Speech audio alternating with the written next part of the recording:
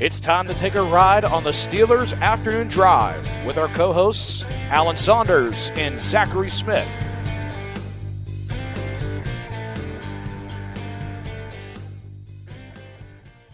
Welcome into another episode of Steelers Afternoon Drive. I'm Zachary Smith. That is Alan Saunders. Alan, what's going on?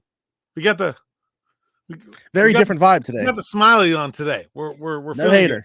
Good. All right, no more hating. No hater hat.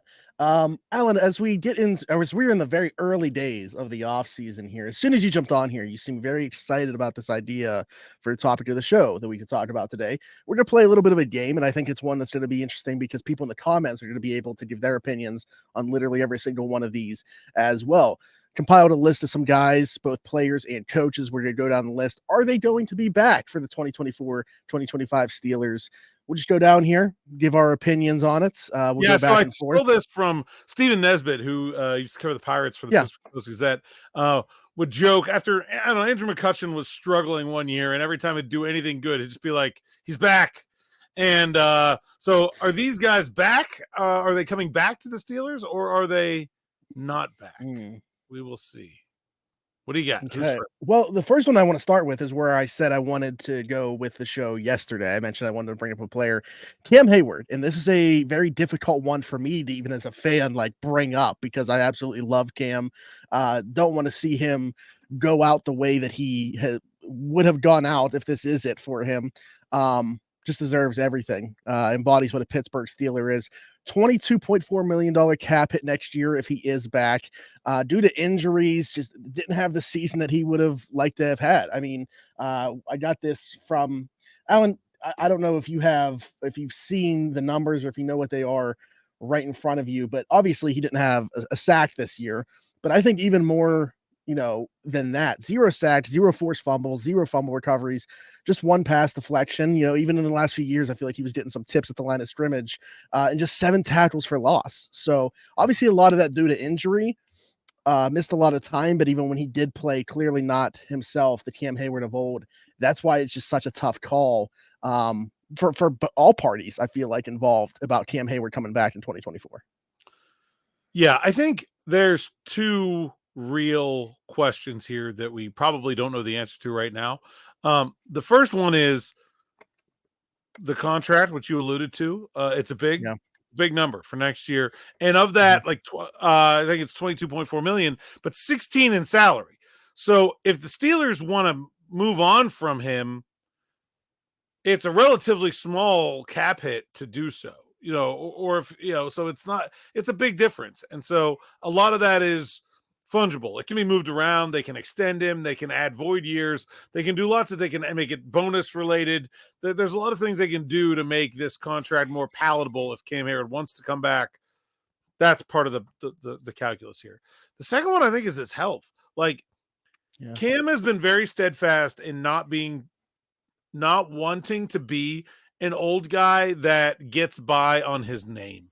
I feel like that is the one thing that I don't think Cam Heyward will ever be.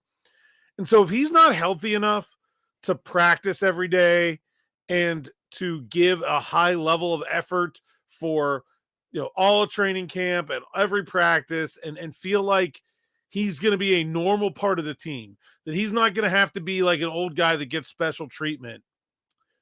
If he's not healthy enough to do that, I have a hard time seeing him come back.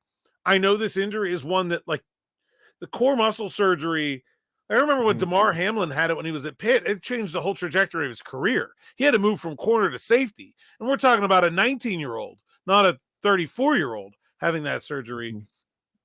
In addition to the groin problems, if he gets back to something approaching full health, if he's able to do that, if the doctors are saying, all you need is an off-season rest, start your regular program, you'll be fine next year. Yeah, I think he's back. But if not, I could see Cam preferring to walk away than to try to play at less than 100%. I'm big on vibes, Alan. I felt like that was it. I don't know why. I feel like that was it for Cam Heyward. Okay. I mean, like I said, as a fan of him, I want him to play as long as he can, as long as he wants to. Would love if he's back on the team next year. I deep down, I said this to people right after the game. I felt like that was it for him. Um, I want him to be able to live a very successful, fulfilling life after football too. I don't want him to continue to break down his body even worse. To your point, like I don't think that we're talking about a situation next year where like the rest days on Wednesdays or whatever are one thing, but that's not what we've seen this year. And I don't know if it would be what we see next year. It might even be more than that for him in terms of not being able to get on the practice field. So yeah, I don't know. As we sit here right now, I think it's over. I was talking to Spencer Anderson, who was Cam's personal tackling dummy in training camp this year. He got his butt whipped all the time. Spencer Anderson's like, that guy could beat me for like the least next 2 or 3 years. He's like, he felt very confident that Cam still has it. But I'm with you. I think if he's not able, it's not just about those Wednesdays. Like if he's not able to be a regular participant, like all training camp and stay healthy and feel good, I could easily see him walking away. Right now, if you make me pick, I think I will lean back, but I think there's a lot of unknown in this decision here. This wasn't necessarily part of the exercise, but you're saying he's back. Is that on this last year at 22.4, or do they do something with that? They'll do something with the money. Void years or extend it or whatever. Okay. Make it all bonus. If you make it all achievable bonus, then you can kick a lot of it into the following year, that way too. It's just a bunch of ways to do it. Yeah. All right. Do you want to go back and forth on this, or do you want me to? Ooh, that's a good question. All right, I'll go next. Yeah. Okay. And I'll go offense, and I'll go the other big name. I think that let's be journalistically appropriate here. Let's keep the news at the top. Mason Rudolph, free agent, gets to start the last 4 games of the year. Did better than I think anyone except for 2 guys on Twitter thought he would do. And now I believe has set himself up to get a decent backup style contract. But will that be here? I think is I think what he should expect to get is pretty easy to predict. Something like a 2-year, $15 million kind of backup quarterback type deal. I think the big question is that what the Steelers are going to be looking for with that quarterback slot on their roster next year? Yeah. This is very interesting. I think I keep having the same conversation in my head where it's like, without knowing the direction they're going, like offensive coordinator wise, I don't know, because that veteran spot, whether it's Mason Rudolph or another person, I would like to think that they would want that to be a fit for the type of offense that they're going to run. Like, because I assume Kenny Pickett's going to be back. Then you got this spot, whether it's Mason Rudolph or a different veteran, and then you got like a mid-round draft pick. I know we keep saying it. So, because of not knowing, I'm just going to lean no for right now.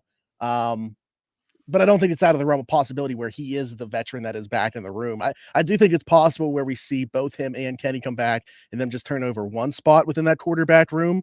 But I also think it's as equally possible that Mason finds, a greener pasture somewhere else, finds a good contract to be a backup quarterback somewhere else, and Pittsburgh goes in a different direction other than Kenny Pickett. So for right now, I'll lean no. Well, everybody thinks I hate Mason anyway, so maybe I'll just lean into this here.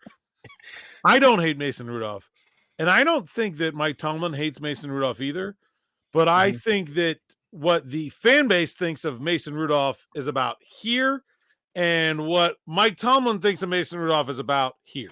Like, it's pretty clear that Mike Tomlin thinks Mason Rudolph isn't very good. And the only reason he played him is because it got to the absolute last resort and there was literally nothing else to lose. I mean, he did everything he could to not play Mason Rudolph, basically. And I don't think he's going to want to play him. And I think that if it's Mason, there's going to be a lot of noise for him to play if he is not the starter because of the way he played down the stretch this year. And because I think, for whatever reason, the fan base has really latched onto that as like, he's our guy now. Yeah. And I think because of that, the Steelers will probably make some kind of offer, but my guess is it will be one that they don't think will be enough to land him. That's my prediction here, is that there's going to be a token offer from the Steelers, but it is going to be a lot less than they expect that he will get from somewhere else. And they'll say, hey, we tried. Good luck, man. See you later. We're moving on. Right, and I do think there's a level of appreciation for sure with what he was able to do these last few games, but they've also been around him long enough to know what he is as a player. Like, you could get fooled as fans, especially by like these small sample size things. And we've brought up some examples, not necessarily Steelers related, but just like around the league of things like this happening.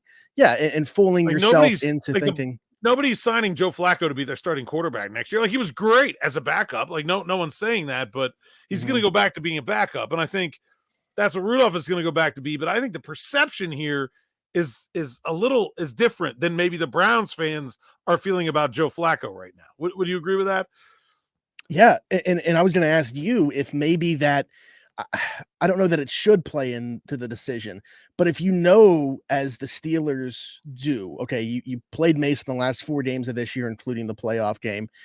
Can you bring him back, or is that sending a message to Kenny or to anybody else? Like, do you want to create that level of competition between those two and know how the fan base feels about one guy over the other at this point in time? Yeah, I just think, I think they wouldn't want to. I think there's a lot of reasons not to want it, right? I think that the organization truly believes that Kenny Pickett is more likely to be a franchise caliber starting quarterback and would want, like, here's the thing. If they put Kenny Pickett and Mason Rudolph in a quarterback competition, everyone wearing a Steelers logo on their polo shirt would be rooting for Kenny to win it. Like, period. And I just think you're setting yourself up for an ugly situation where the fans like Rudolph. He did better than Kenny did this year, but that the other guy is the guy that you need to win. And they've been in training camp the last 2 years and Pickett was better. And so, why would you go back to that situation, open up a competition and think it's going to be different now? I think if they're going to spend the money to bring in a veteran quarterback to compete with Kenny Pickett, the idea should be someone who's better than Mason Rudolph, right? Like, that should be the way forward for this team, is to have someone who's actually established as a starting quarterback. Like, if you're going to spend $15 million, spend $30 million and get Baker Mayfield or Ryan Tannehill or Kirk Cousins. Like, why? I don't see the value to the Steelers in signing Mason Rudolph compared to what the value to the league is going to have in a guy who appears to be an above average backup quarterback. Yeah. I mean, and very briefly, I had Kenny on this list as well. Just because I feel like we have to. Like, there are probably certain organizations that at this point in time would move off of Kenny Pickett, but I'm at least of the mindset that he's going to be back next year. What are your thoughts? Yeah, he's back. Easy one there. There's no question in my mind. The only way that Kenny Pickett would not be back is if it's like the Drew Lock going the other way in the Russell Wilson trade kind of situation. Like, they swing for Kyler Murray or something, and that's what makes the trade go down. I think that's very rare, but that's the only way I see him not coming back, and I think it will be back. And probably the starter. I'll go one further. I think Kenny Pickett will more than likely be the starting quarterback for the Steelers in 2024. Yeah. I would. I mean, if it's like, maybe I would put like the field above Pickett. If it's like, give me the percentage chances of Kenny versus literally everyone else, but there's no single person with better odds of starting game 1 in 2024 than Kenny Pickett right now. Yeah, I would agree. That was a short one. That one doesn't count. It's still my turn. We're going to go to a coach first. Eddie Faulkner. And this is interesting because obviously very good work as the running back coach, put into a role as an OC. If they hire a different OC, do you get the vibe that Eddie would be like slighted by that or anything? Or like, would he look for an opportunity somewhere else? Maybe not as the OC, but like as a higher role, like an offensive assistant / running back coach role, or like, what is your thought on Eddie Faulkner coming back?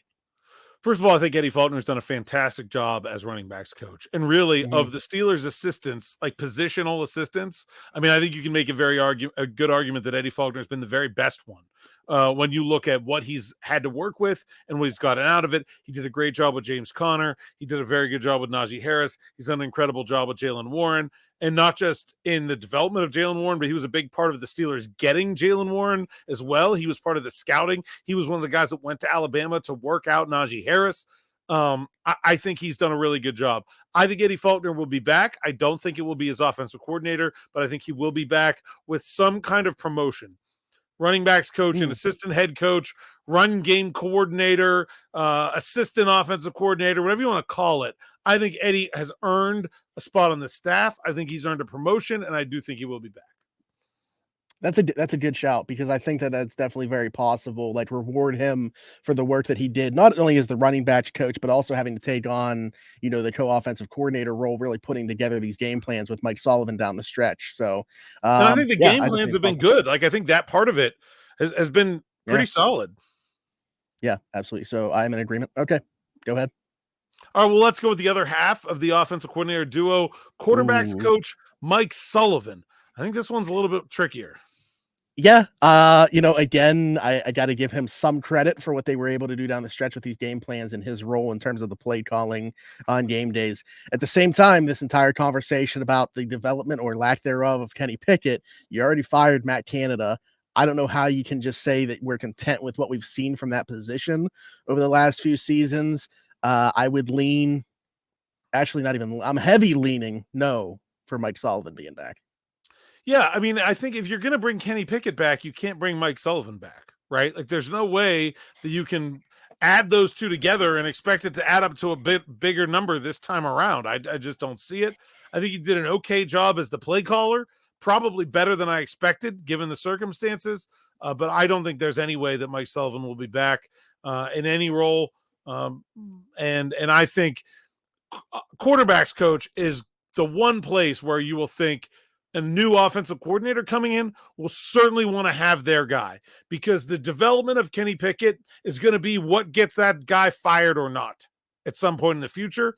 And that is 100% going to need to be someone that offensive coordinator knows, trusts, picked, one of the above. That can't be a place where you handcuff your new offensive coordinator by saying, oh, by the way, you're going to keep this guy from the old staff. Running backs coach, you could buy it. Honestly, anywhere else you could buy it. But the quarterback position is too important to the way this new coordinator is going to be evaluated to handcuff him in that way. So unless it happens to be somebody who really loves Mike Sullivan and would just pick him as their quarterbacks coach, I don't see any way he's back. Yeah, I agree.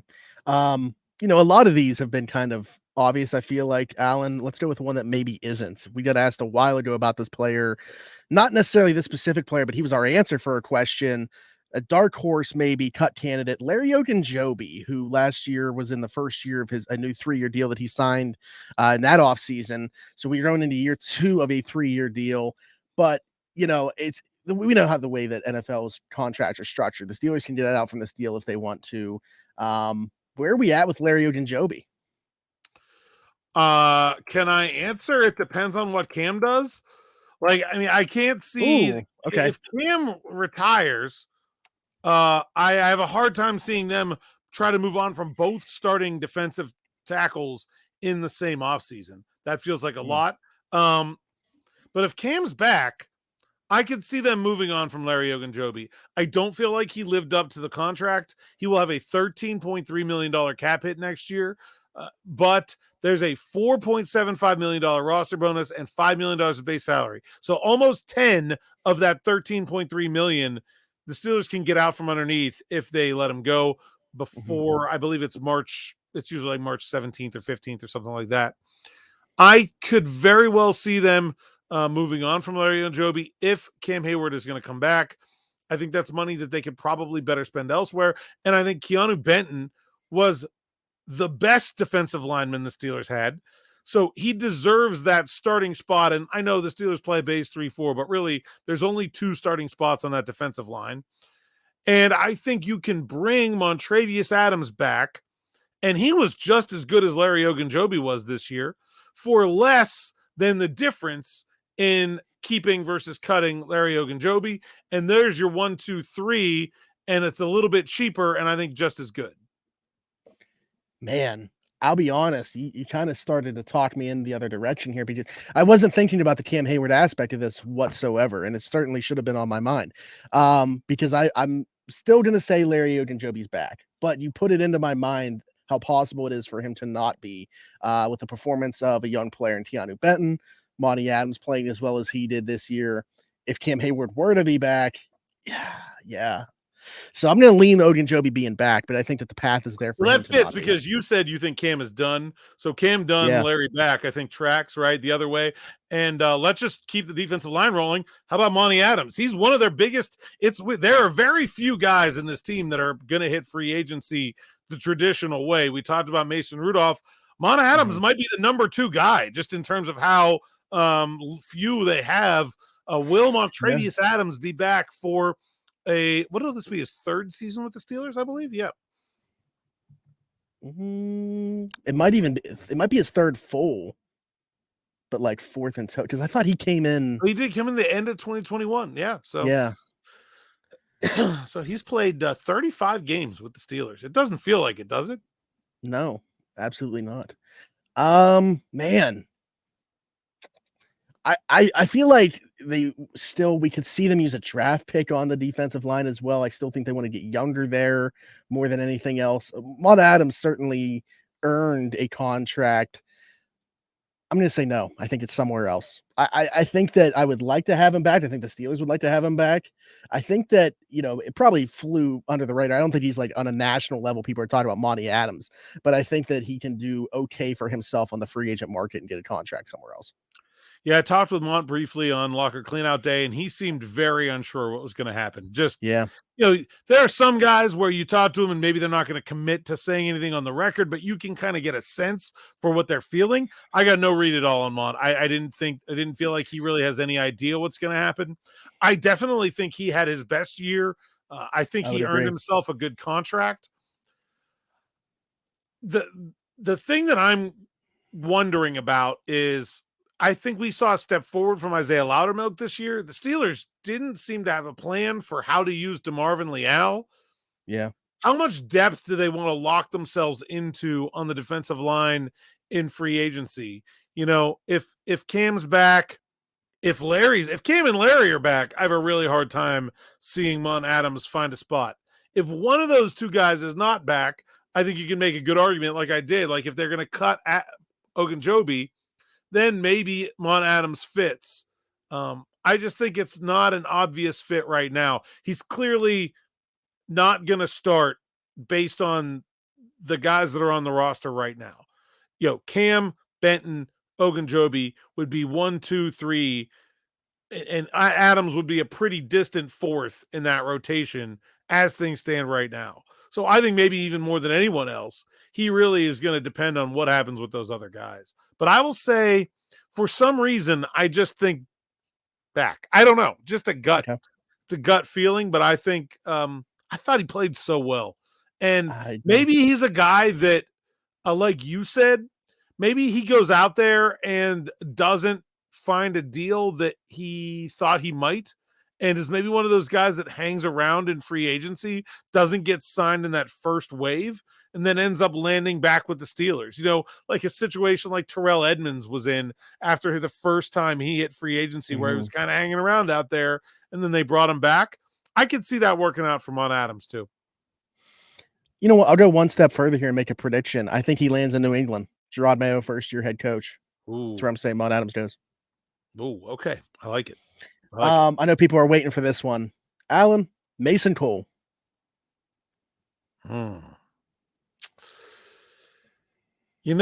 I don't think Mason Cole played very well, but I expect the Steelers to address the center position in the draft. The Steelers traditionally don't just hand draft pick jobs. Mason Cole's cap hit is not egregious. I will say back, but with the understanding that his days as a starter are limited. Okay. Like on the roster, but in that Dan Moore's vibe from last year, where it's like, we're clearly replacing you eventually, but you're still here for now. Yeah, I mean, that's what I was gonna ask you is this entire thing about Mason Cole for me depends on how does he take that?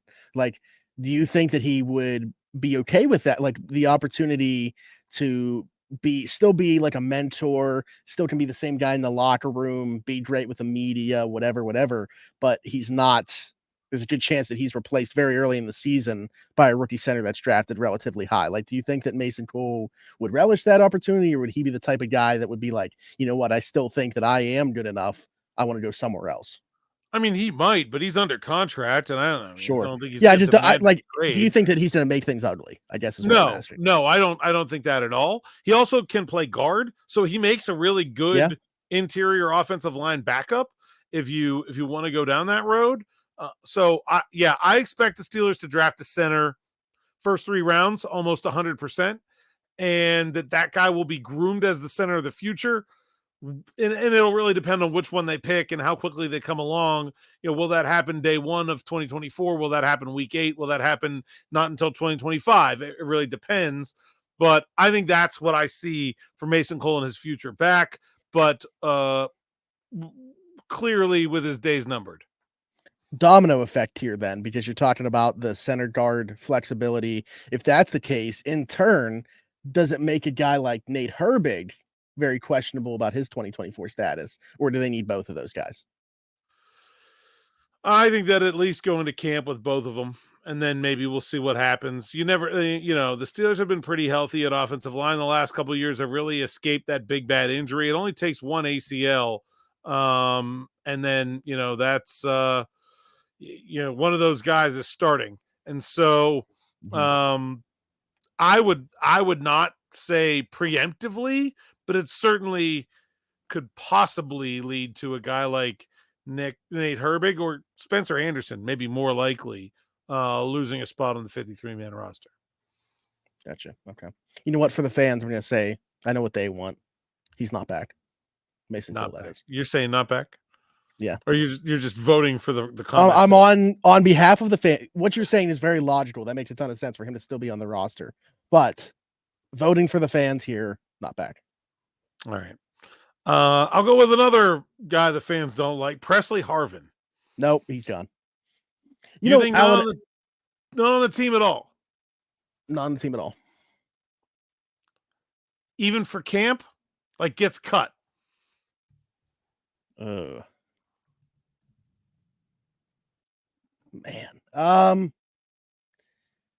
Okay, yeah, I think that I think that the argument could be made that like Braden Mann was decent competition to bring in, but I think they even take it a step further this year where it's like not only is it competition, but Presley's the underdog and he doesn't win that competition. So yeah, okay, I think he gets to camp. I just don't think that he is their opening day punter. I don't think he makes it to the first game as the team's punter. It's interesting because like how has he gotten as long of a leash as he's had, in your opinion? He's a really good holder. Okay, yeah. He gets a very few of his punts returned, and the Steelers really like that. The Steelers are not a team that is focused on that gross number that you see next to his name on the stat sheet as much as some teams are. They really don't want it returned. The Steelers would rather a 30-yard punt than a 40-yard punt with a 10-yard return. They would rather 30-0 than 40-10 because 30-0 is going to be 30 every time. 40-10 might be 40-10 one time, but it could be 40-40 the next. Like, you don't really know. They really don't want their punts returned in certain areas of the field. And if you notice, where Harvin really struggles is in the areas where he's being asked to finally place the ball. When they're backed up, like it's not like he doesn't shank him out of his own end zone. He booms those. Those ones go 60 yards. It's when they're saying, okay, this needs to be 30 yards in the air and not returned. And then it only goes 25 and then it looks bad. Yeah. And so I think that's why he's gotten as long of a leash as he has. I do think he will be back for training camp. I'm in total agreement, though. I think that they will bring in someone that they will want to win the job over Harvin. And as long as they do a decent job, he'll be cut at the end of training camp this year. Yeah, like it's a role reversal. Like he's the underdog. He's the braid man in the situation going into training camp next year. We talked about linemen. We talked about Mason Cole. What about his coach, Pat Meyer? Because I think this is very interesting. They drafted a first-round tackle last year. Do you want to tie his development beyond just his rookie year to the tenure of Pat Meyer? Man, I'm like very on and sort of on the fence about this, or maybe even like ambivalent. I don't think Pat Meyer's done a good job. I think you can point to the success that Kevin Dotson had after leaving Pittsburgh, and really it makes him look awful just in terms of his ability to develop. Um, but we've seen good growth from Broderick Jones. I don't think it's a disaster of a position group in terms of like the way they're playing compared to their talent. I could go either way. Given that there's a new offensive coordinator, I think it is more likely than not that he will not be back, that a new OC will bring in someone that they're tied to. But I don't necessarily think that Pat Meyer has like done badly enough that he deserves to be fired. I think it'll just be more about the situations. I have a hard time with this one too, just because like I've seen so much growth, even going back to the second half of last year in the run game, but like pass protection has left a lot to be desired. I think Broderick started out well, but has trended in the wrong direction. And like, is that just because he's a rookie? Like we fully expected him to take his lumps, especially in pass pro as a rookie, and he's not playing on his natural side right now. So there's a lot of things that go into it for me. Excellent point though about a new offensive coordinator. I'm a no for Pat Meyer as well. All right, let's go another offensive coach then. Let's clear the category here. Wide receivers coach Frisman Jackson. Ooh, this is tough. So far, right, the only wide receivers coach that George Pickens has known. From an on-field perspective, been pretty good. Deontay Johnson, obviously, what he has done under him, though Deontay Johnson was a pretty good product before Frisman Jackson took over the room. So what are we really looking at? We're looking at what George Pickens has kind of developed into, though he was a very good product from an on-field perspective coming out of Georgia. Calvin Austin, I don't know that he's necessarily the most well-rounded receiver, that we expected him to be the most well-rounded receiver. I feel like when we took him, it was kind of, we knew what the role was going to be. Plus, he lost his rookie year due to injury. I think they want a fresh voice in that room. Again, a lot of it goes back to the offensive coordinator. This could be another position where like they just want their own guy. I'm gonna say no. Like I just think that there's going to be a lot of changes on the offensive side of the football. Offensive line, quarterback coach, wide receivers coach. I think they all fall into that category for me. So he's also a no. I think if there's one position coach that you could say about the Steelers, like does not deserve to be back, it's Frisman Jackson. Like I think the way that we've seen a lack of effort from the receivers, the obvious trouble that George Pickens caused throughout the season. And look, maybe he is just an untamable horse, but that is still the job. Like it doesn't matter. It's still the responsibility of the wide receivers coach to get that guy in line. There's a report this week that the Steelers fined him something like $160,000. It does not scream to me like good wide receiver coaching. Like that position coach has a good grip on how to get those guys to do what he wants them to do. And so I do not expect Frisman Jackson to be back. Okay. We've been in lockstep on a lot of these. I got one more that I wanted to bring up here. And this is a very interesting one. A guy that we've seen play a different position for the first time in a very long career. Patrick Peterson, is he back for year 2 of his 2-year contract with the Steelers? They could very easily move off of this and not have him back for year 2. Been a lot of talk about a full-time move to safety. What do we think? Yeah, it's a big contract, right? I think the money here is an issue. 9.775 cap hit. If he's going to be a slot corner and a sometimes safety, you can't pay one of those $10 million. I do think though that he has unlocked a way to extend his career. And so maybe this is an extension candidate, right? Sign him for, 2024 and 2025, or maybe 2026 if he wants, and spread some of that money out into the future and let him keep playing, let him keep mentoring. and use him as a chess piece, and not as a guy that's maybe going to line up as the starting outside corner every day, but a guy that they can use in a bunch of different ways to let TA and company get creative.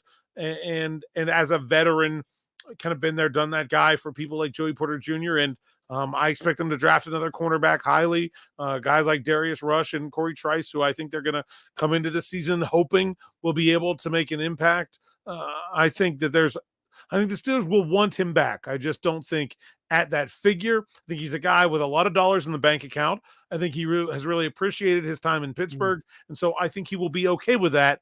And I think he will be back. Won an award for the Steelers his first year in Pittsburgh. I mean, I feel like there's an appreciation from both sides here. So I agree. I think you see like a 1-year extension to maybe even out some money or something like that. Add another year, knock down next year's number, but I expect him to be back. And I think too, what I've brought up a lot is we just haven't gotten to see a lot of it due to injuries that they've suffered. These 3 safety looks that this team keeps wanting to utilize, but somebody's always hurt. He's perfect for that job. Yeah. Like so. Yeah, I think so. There are actually a lot more of these than I thought. There's like 5 or 6 more. Maybe we'll just keep going tomorrow. We'll play back or not back. Okay. And let us know in the comments how you guys feel about every single one. Make your picks and then come. And then when we were wrong and you were right, then come back and brag about it. That's how this works. Right? Love it. Alan, tell the people where they can find you.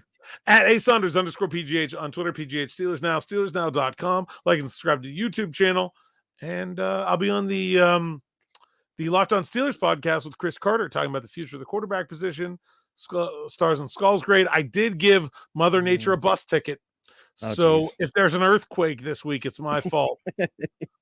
But I also said, look, the season's over. I don't need to leave my house anymore. She can't get me in here. So bring it on. I'm like Lieutenant Dan in Forrest Gump. I'm starting a war here with forces beyond my control. I'm surprised as soon as you said the bus ticket that you just didn't lose power, like immediately knocked out. Yeah. Like, subscribe, hit that notification bell down below. And I don't want to have to say it again, but I'll say it one more time. Hit us in the comments with your predictions as well for all the players and coaches that we brought up here. We'll get to a few more of those tomorrow that we have left over. If you're listening somewhere else, leave us a 5-star review, Apple, Spotify, wherever you get your podcast from. I am Zachary Smith, PGH, for Alan Saunders and myself. Thanks for jumping in. Take another ride on the Steelers Afternoon Drive.